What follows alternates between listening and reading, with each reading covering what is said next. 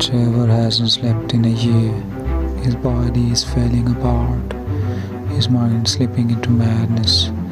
Shadows follow him. A strange man appears, smiling, taunting, but no one else can see him. Machines break, accidents happen, people start dying, and Trevor is blamed.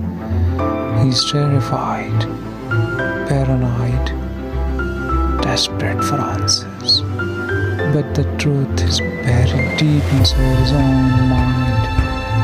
And when it finally comes out, it's not about ghosts or conspiracies.